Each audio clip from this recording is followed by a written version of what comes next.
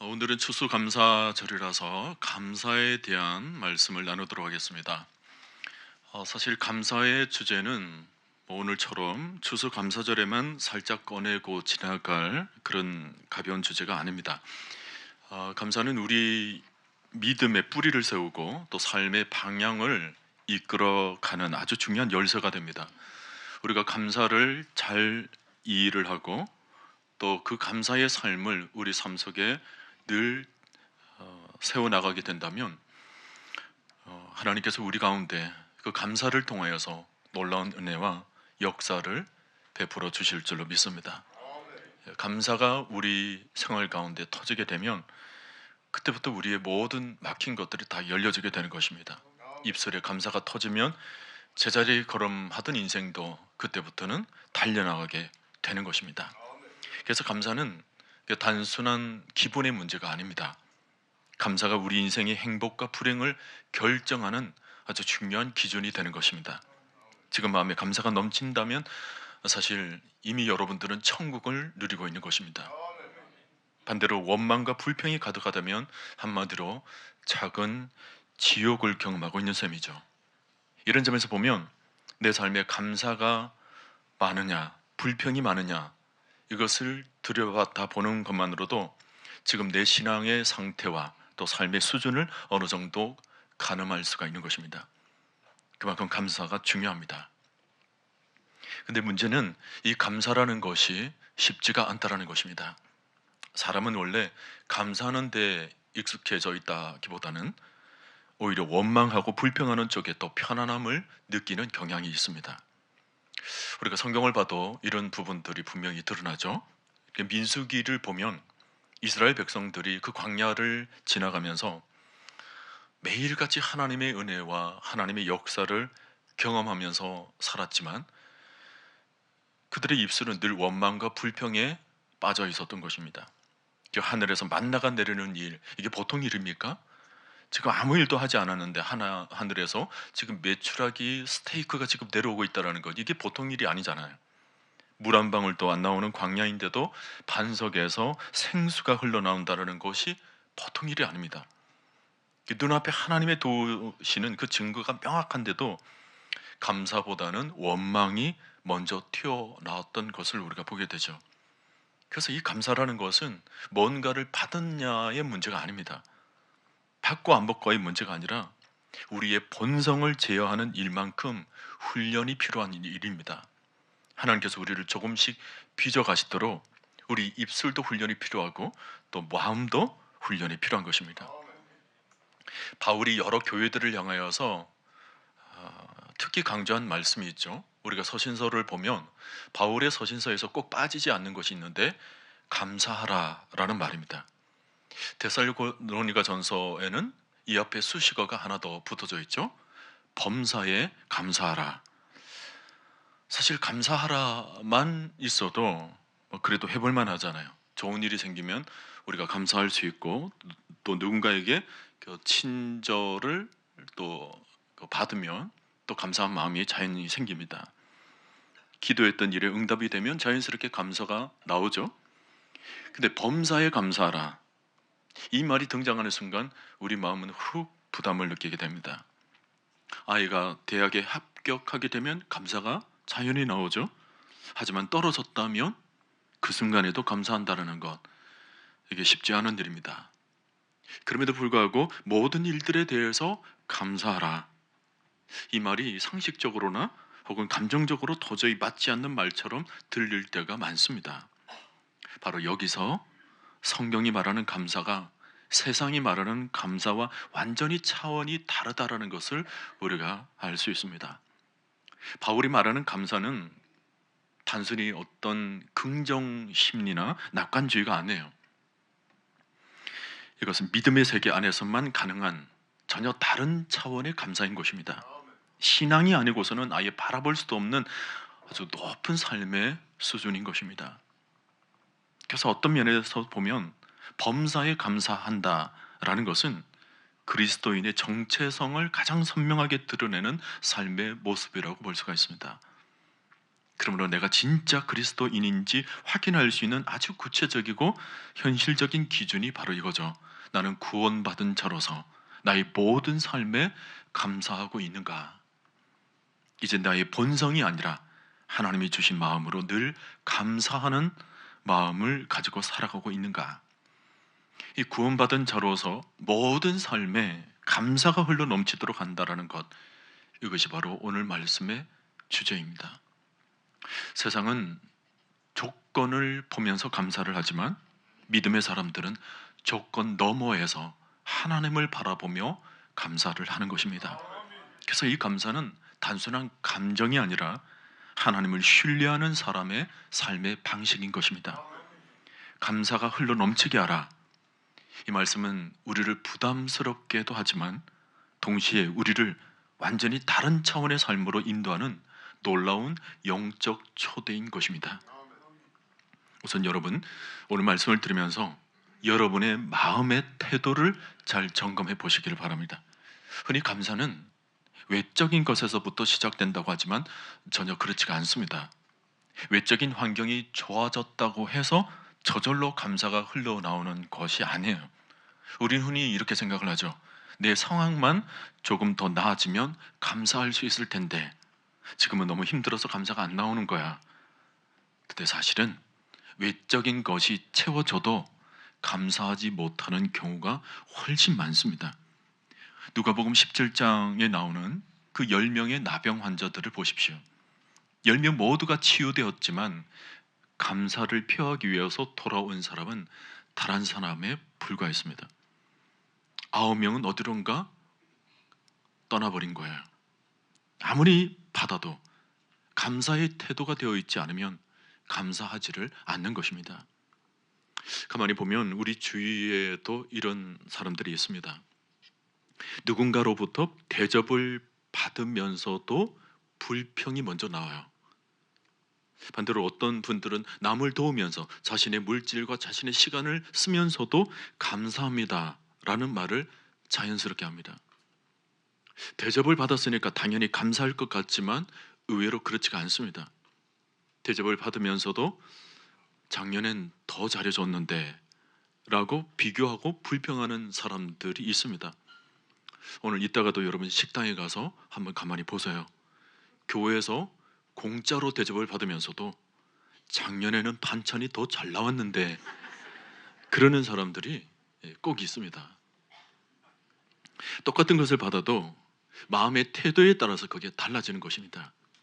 비가 오는 날 누군가는 오늘도 우울하구나 라고 생각하는 사람이 있는가 하면 누군가는 오늘 비가 오기 때문에 공기가 굉장히 깨끗해지겠구나, 너무 감사하다 라고 생각하는 사람들이 있죠.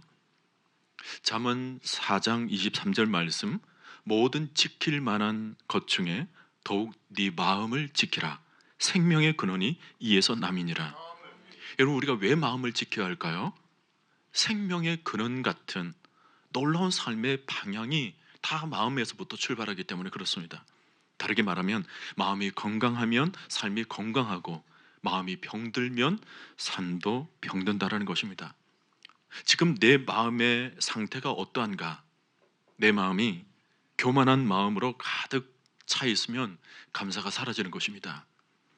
상처가 너무 많거나 자기 중심성이 강하거나 열등감 혹은 비교의식이 깊은 사람들은 삶 전체를 불행으로 이끌어 가기가 쉽습니다. 그런 마음에서는 감사가 자리 잡을 수가 없겠죠. 병든 마음에서는 감사의 열매가 맺혀지지를 않는 것입니다. 그러니 감사는 우선 마음 훈련입니다. 일상의 모든 삶 속에서 마음의 방향, 마음의 태도를 지속적으로 건강하고 옳은 방향으로 가지는 그런 훈련과 연습이 필요한 것입니다. 누가복음 15장을 보면 그 두 아들이 나오는데 우선 맏아들을 보면 일은 열심히 했습니다. 누가 봐도 참 모범적인 아들의 모습이죠. 근데 문제는 이 맏아들의 마음에는 감사하는 마음이 없었던 것입니다. 맏아들은 아버지께 내가 여러 해 아버지를 섬겨 명을 어김이 없거늘 내게는 염소 새끼라도 주어 나의 내 벗으로 즐기게 하신 일이 없더니 아버지의 살림을 장녀들과 함께 삼켜버린 이 아들이 돌아오매 이를 위하여서는 살찐 송아지를 잡으셨나이다. 이 말이 뭐예요? 감사가 없는 거죠. 지금까지 했던 모든 일들이 너무나도 의무적이거나 형식적이었습니다. 기쁨으로 한 일이 아니에요. 어쩌면 그의 마음속에는 자기도 아버지를 떠나고 싶었지만 미처 떠날 용기가 나지를 않았던 것입니다. 그런 점에서 보면 그에게는 더 탕자의 마음이 있었는지도 모릅니다. 그러나 둘째 아들은 어땠습니까? 둘째 아들은 집을 떠난 후에 그는 아버지의 집이 얼마나 좋은지를 알게 되었습니다. 집에 있을 때는 이것을 미처 깨닫지를 못했어요. 그래서 그는 내 아버지에게는 양식이 풍족한 품꾼이 얼마나 많은가. 나는 여기서 줄여 죽는구나. 내가 일어나 아버지께 가서 이르기를 아버지 내가 하늘과 아버지께 죄를 지었사오니 지금부터는 아버지의 아들이라 일컬음을 감당하지 못하겠나이다. 나를 품꾼의 하나로 보소서 하리라. 아들이 아니라 품꾼의 모습으로 살아도 이제는 감사하겠다라는 것입니다. 우리는 누가복음 15장에서 작은 아들만 볼 것이 아니라 이 큰아들의 모습을 잘 묵상해 볼 필요가 있습니다. 큰아들은 집에는 머물러 있었지만 마음에 아무런 변화가 없었어요.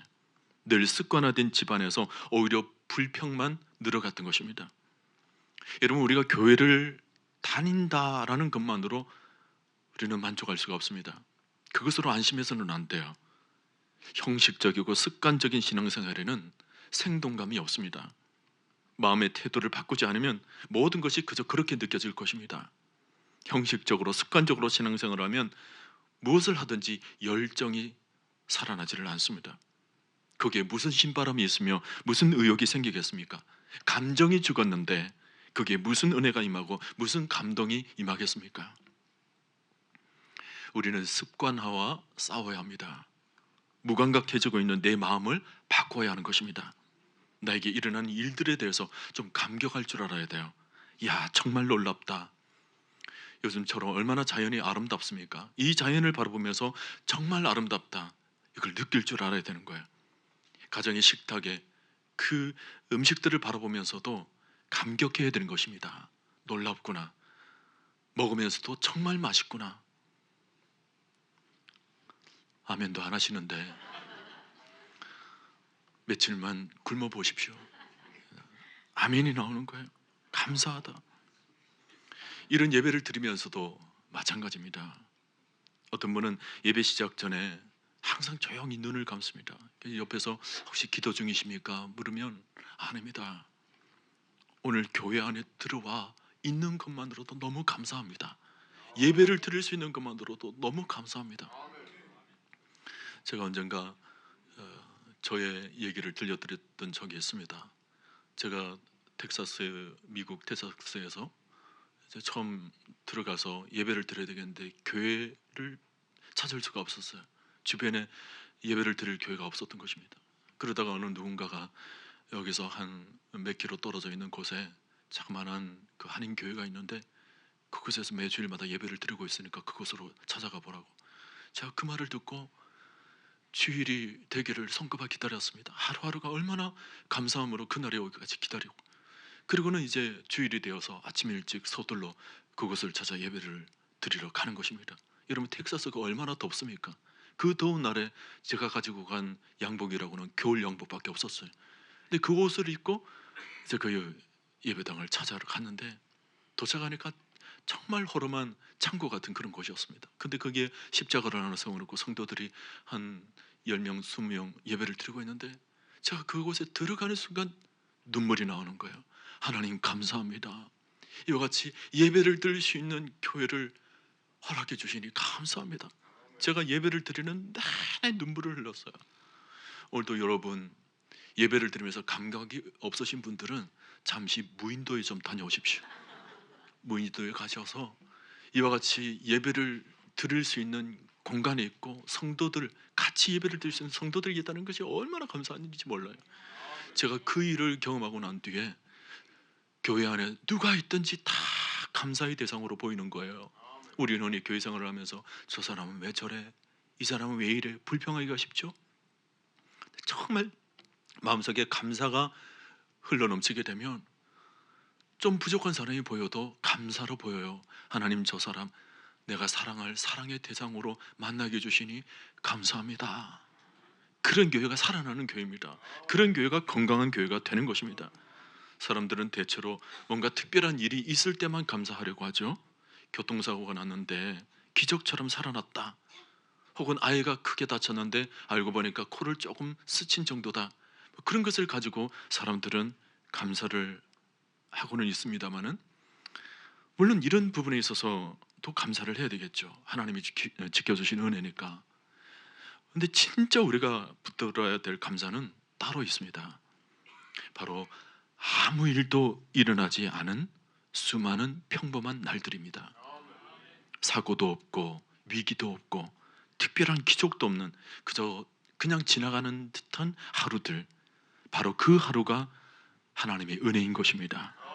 왜 그럴까요? 너무 익숙해져서 우리는 너무 당연한 듯 그 일들을 바라보고 있는 것입니다. 매일 숨쉬고 걸어가고 일하고 밥 먹고 웃고 잠자고, 원래 내게 있었던 것처럼 여겨지지만 사실은 그 어떤 것도 당연한 것들이 아닙니다. 오늘 우리가 누리는 것들 중에 이건 내 힘으로 확보한 것이다, 내 자격으로 얻은 것이다 라고 자신 있게 말할 수 있는 것이 얼마나 될까요? 정직하게 보면 모든 것이 하나님으로부터 내려온 것들입니다. 그래서 우리는 계속 이 믿음을 확인해야 됩니다. 지금의 이 평범함이 하나님의 은혜입니다. 그러니 감사의 훈련은 거창한 곳에서 시작되는 것이 아닙니다. 대단한 일에서 출발하는 것이 아닙니다. 잠에서 깨는 순간, 또 아이의 웃음소리를 듣는 순간, 따뜻한 밥 한 숟가락 맞이하는 순간, 몸이 아프지 않은 아침, 별일 없이 끝난 하루, 이런 평범함 속에서 하나님 감사합니다, 이 고백이 자연스럽게 흘러나오도록 내 마음을 길들여 가는 것, 그것이 감사의 삶을 세우는 실질적인 훈련인 것입니다. 그러므로 우리가 감사의 삶을 살기 위해서는 제일 먼저 우리에게 일어난 그 어떤 것에 대해서도 당연하게 여기지 않는 훈련이 먼저 필요합니다. 우리가 매일 마주하는 모든 순간들에 대해서 아침에 눈을 뜨는 것 하나님의 은혜입니다. 지금 여러분 중환자실에 가보세요. 가족이, 사랑하는 이 가족이 눈을 뜨지 않아서 늘 그 침상을 지키고 있는 모습을 우리가 보질 않습니까? 어떤 분들은 호흡 하나 자연적으로 하지를 못해가지고 수많은 비용들을 들어가며 호흡을 연명해 가면서 지내는 모습들을 보면 지금 내가 이렇게 이와 같이 자연스럽게 호흡하고 있다는 것이 얼마나 감사한 일인지 모릅니다. 매일 공기와 물을 마시는 것 엄청난 일이죠. 또 어떤 것을 향해서 두 다리로 걸을 수 있다는 것이 큰 은혜인 것입니다. 귀로 들리고 말을 할 수 있다는 것도 은혜죠. 귀가 불편해 보십시오. 소리가 들리지 않는다는 것 여러분 상상이나 되어지는 일들입니까? 밤에 잠을 잘 수 있다는 것도 은혜인 것입니다. 어떤 면에서는 고통을 느낄 수 있다는 것도 은혜예요. 고통은 싫지만 고통이 있다는 것은 아직 내가 살아있다는 증거인 것입니다. 내게 감각이 완전히 사라지면 우리는 생명의 위협을 느낍니다. 아픈 것도 고민이 있는 것도 다 하나님이 내 생명을 붙잡고 계신다라는 또 다른 은혜의 방식인 것입니다. 실패를 겪는 것도 은혜입니다. 우리는 실패하면 좌절하고 낙심하기 쉽지만 실패조차 우리가 하나님을 기억하고 하나님을 더 사모하게 되고 하나님께 더 가까이 다가갈 수 있는 축복의 통로가 되는 것입니다. 우리는 1년에 약 1000번 정도 식사 시간을 갖습니다. 그 많은 식사 시간 중에 내가 진심으로 하나님께 감사를 드리며 식사를 했던 적이 몇 번이나 될까요? 그저 습관적으로 기도하다가 아무 감동 없이 우리가 음식들을 맞이하고 있지는 않습니까? 남녀가 처음 만나서 서로 사랑해서 결혼을 합니다. 처음 결혼을 할 때는 서로에게 대해서 고마운 마음을 가집니다. 자신이 부족한데도 자신을 좋아해줘서 결혼해 준 것 너무 고맙게 생각을 합니다. 그래서 매일같이 사랑한다 고백을 하죠. 근데 세월이 흐름에 따라서 이 고마운 마음이 사라지는 것입니다. 다 당연하게 여기는 거예요. 어떨 때는 자신이 손해라고까지 생각을 합니다. 처음에는 감사로 시작했지만 세월이 흘러가면서 자꾸 생각이 달라지는 거예요. 이런 무엇이든지 익숙해지는 것, 습관화되는 것, 이게 무서운 겁니다. 당연히 여기서는 안 돼요. 여러분 감사하시길 바랍니다. 여러분 보시기에 제가 얼굴에 뭐가 났습니다. 많은 성도들이 목사님 얼굴에 왜 이렇게 났나? 여러분들은 뭐라고 느낄지 모르지만 저는 이것을 감사하고 있어요. 왜냐하니까 이 모양이요, 여러분 자세히 보면 하트 모양이 되어 있습니다. 제가 여러분들 앞에서는 살짝 가리지만 가정에서는 이걸 이제 우리 집사람한테 내어놓고, 여보, 늘 표현하면서 지내라고 하나님께서 아예 배지를 달아주신 것 같아요. 그래서 감사하죠. 우리에게 일어나는 모든 일들을 생각을 바꾸면 다 감사로 받아들이게 되는 것입니다. 이런 신앙생활 우리는 무덤덤하게 할 수가 없습니다. 구원을 얘기하는 사람이 어떻게 무표정할 수가 있겠습니까? 예수 그리스도의 십자가를 얘기하는 사람이 어떻게 마음이 뜨겁지 않을 수가 있는 거죠? 여러분, 사랑은 뜨거운 것입니다. 사랑은 즐거운 거죠. 사랑을 하면 무엇을 하든지 힘들지가 않습니다. 사랑하면 살맛이 나죠. 사랑하면 부지런해지는 것입니다. 마찬가지로 우리가 하나님을 사랑하고 있다면 우리의 눈빛도 달라지게 되고 우리의 표정도 달라지게 되는 것입니다. 여러분은 구원받은 것이 얼마나 감사합니까? 구원받은 것에 대해서 여러분 감격하고 계십니까? 찬송가 305장 나 같은 죄인 살리신, 이런 찬송을 부를 때 여러분 마음이 어떠하십니까? 하나님께 사랑을 고백할 때 정말 마음을 담아 고백해야 되는 것입니다. 흔히 믿음의 가정에서 태어나고 자란 사람이 큰 일을 겪은 후에 구원받은 사람, 그 구원받은 것에 대한 감격의 강도가 다르다고 합니다. 믿음의 가정에서 자란 사람은 구원받은 것이 당연하게 여기는 경향이 있다는 거예요. 그러나 살면서 큰 일을 겪은 후에 자기 안에 있는 큰 죄악이 용서받아지고 용서되어졌고 그 십자가에서 모든 죄가 사함을 받았다라는 것을 느끼고 그때부터 예수님을 영접하고 예수님을 믿고 그 구원받은 사람은 그 구원받은 것에 감격과 감사가 일어나지 않을 수가 없는 거예요. 자신이 죄인인 것을 깨닫고 죄를 용서받을 때 경험하는 그 기쁨은 이루 말할 수가 없는 것입니다. 여러분, 신앙은 어메이징 그레이스에서부터 출발해야 되는 것입니다. 나 같은 죄인 살리신, 왜 저 같은 사람입니까? 왜 저 같은 사람을 하나님 구원하셨습니까? 나 같은 죄인 살리신 그 은혜 놀라워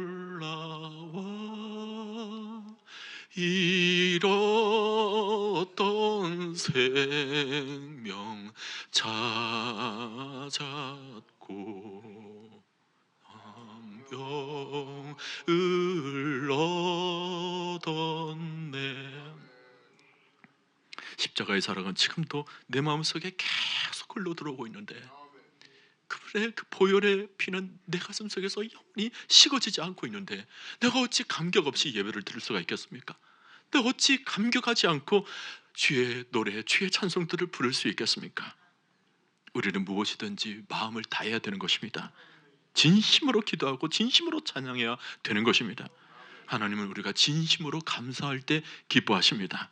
단순히 감사라는 행동 때문이 아니라 그 감사 속에 담겨져 있는 우리의 마음을 주께서 바라보시기 때문입니다. 오늘부터 여러분 일상의 아주 작은 것에서부터 감사의 습관을 가져가시길 바랍니다. 축복된 인생을 가만히 들여다보면 그들에게는 공통점이 있어요. 바로 축복된 습관이 있더라는 것입니다. 좋은 습관이 쌓여서 그 사람을 축복의 자리로 인도한 거예요. 그러므로 지금 내가 가진 습관이 내 인생을 이끌고 간다는 것입니다. 좋은 습관은 좋은 곳으로, 나쁜 습관은 나쁜 곳으로 나를 이끌고 가는 거예요. 감사가 감사의 삶을 이끌어갑니다. 근데 불평이 불평의 삶을 이끌어가는 거예요. 서구 사회에서 정말 제가 몸으로 참 인상 깊게 봤던 것은 그들의 입술에는 늘 thank you, 감사합니다가 늘 있어요. 쳐다봐도 그냥 thank you, 가도 thank you, 뭐든지 감사합니다, 감사합니다. 입에 그냥 감사로 달고 있으니까 하나님께서 이 나라를 이렇게 축복을 하셨구나라는 것을 제가 가까이서 좀 경험을 한 적이 있습니다. 감사를 입에 달고 사는 문화, 그 자체가 축복의 삶인 거죠. 이런 일들을 위해서 오늘 우리도 정말 감사가 우리의 문화가 되기를 바랍니다. 이 나라에 여러 가지 것들이 있지만 감사합니다가 이게 우리나라 문화가 되기를 간절히 축복합니다. 그런 습관을 우리가 좀 길러야 돼요. 반사적으로, 체질적으로, 특히 믿음의 사람일수록 더욱더 예수 그리스도의 향기를 바라는 것은 우리 입술부터 감사합니다, 감사합니다. 누가 문을 열어줘도 감사합니다. 버스 기사에게도 내리면서도 감사합니다. 이게 감사 캠페인이에요. 캠페인. 그리스도인들이 시작해야 될 캠페인인 것입니다. 편의점에 계산할 때도 뭐예요? 수고 많으십니다, 감사합니다. 길이 막힐 때도 뭐예요? 그래도 감사합니다. 안전하게 갈 수 있어서 감사합니다. 아이들이 말을 안 듣네? 그래도 이런 아이들을 저에게, 저같이 부족한 부모에게 맡겨주셔서 감사합니다. 비가 올 때도 나는 조금 불편하지만 이 비로 인하여서 농부들이 얼마나 기뻐할까? 감사합니다. 오늘 우리 성도들 이렇게 예배 드리러 모두 나와서 하나님께 경배하는 모습을 보여주시니 감사합니다. 사람 많아서 싫다 하시는 분들 꼭 무인도에 다녀오시기를 바랍니다. 내 곁에 사람이 있다는 것이 얼마나 귀한 일인지. 목사님 오늘 말씀 감사합니다. 집사님 오늘 와주셔서 감사합니다. 권사님 기도로 섬겨주셔서 감사합니다. 장로님 늘 지켜주셔서 감사합니다. 성도님 내 곁에 앉아주셔서 감사합니다. 서로를 바라보며 이건 여러분들이 직접 하셔야 됩니다. 하십시오.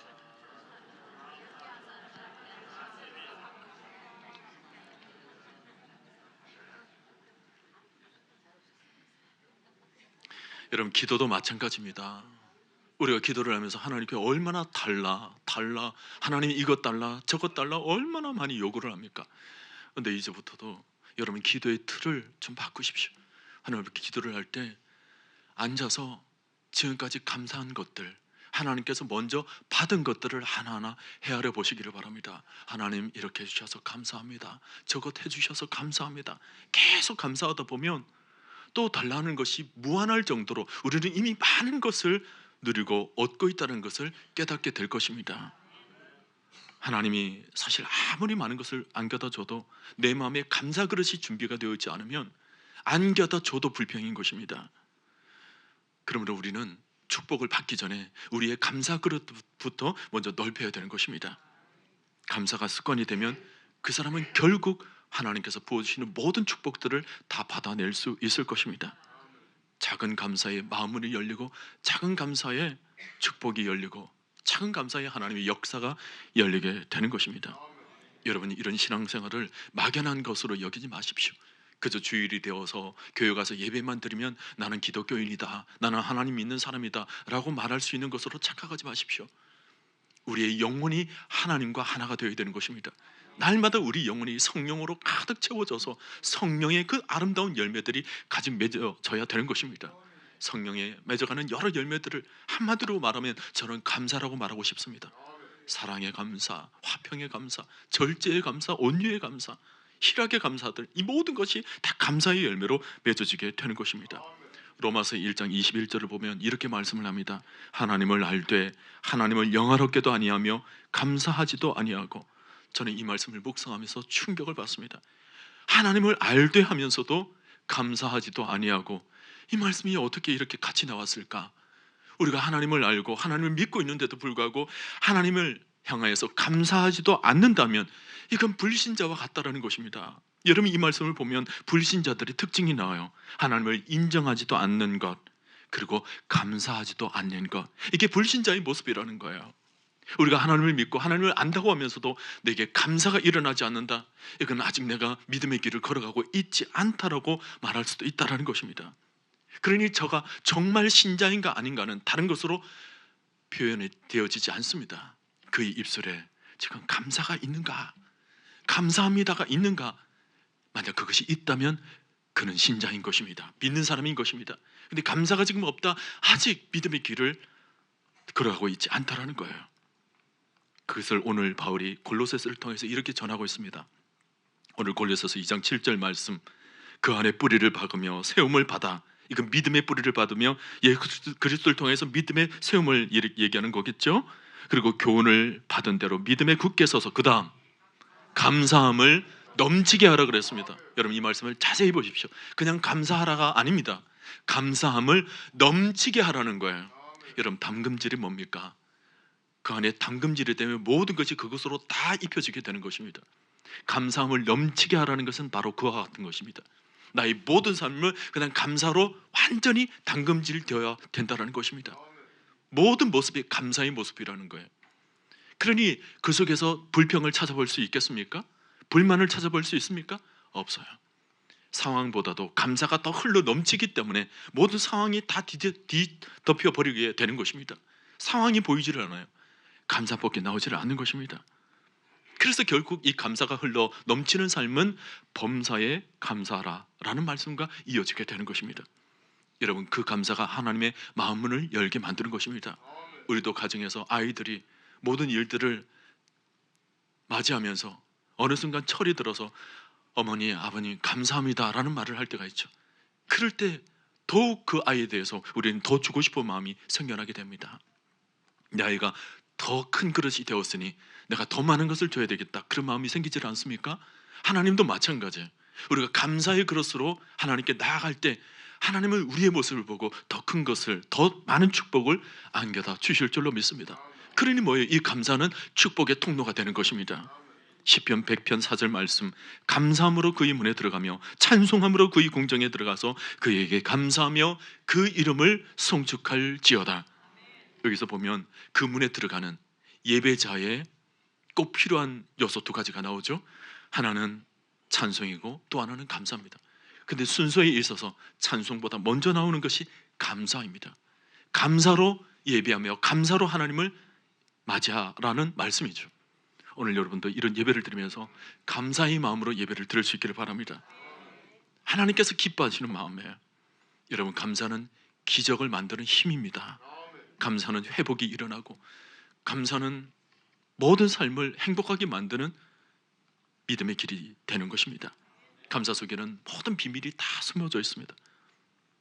무슨 일을 만나든지 그 속에서도 감사합니다 라고 한다면 내가 깨닫지도 못했던 일들이 막 일어나게 될 것입니다. 하나님께서 열어가시는 삶의 축복이죠. 그러니 오늘부터 여러분 적극적으로 감사할 것들을 찾아보시기를 바랍니다. 감사할 것이 전혀 없었던 삶이라도 지금부터 여러분 마음의 눈을 바꿔보시기를 바랍니다. 가정에 가서도 당연한 것으로 여기지 마시고, 아내가 식탁에 밥을 차려줄 때도 여보 감사합니다 라고 드세요. 그럼 그 옆에서 아내가 이제 감사하냐? 라고 하지 마시고 내가 만드는 이 음식 맛있게 먹어줘서 저도 감사합니다 라고 하십시오. 감사가 꽃피는 가정이 사랑이 피어나고 주 성령께서 그 가정을 높여 사용하여 주실 것입니다. 오늘 여러분 믿음의 눈을 활짝 여시고 지금까지 불평했던 것, 원망했던 것, 불만족스럽게 생각했던 것 마음의 눈을 바꾸십시오. 마음의 태도를 바꾸십시오. 다 감사합니다. 감사합니다. 이 귀한 가정 주셔서 감사합니다. 이 귀한 교회 주셔서 감사합니다. 이 시대에 태어나게 하시니 감사합니다. 생명 주시니 감사합니다. 여러분 삶 속에서 감사가 날로 흘러 넘치게 되셔서 하늘의 놀라운 축복을 날마다 누리며 살아가는 복된 인생들 되시기를 주님의 이름으로 간절히 축원드립니다.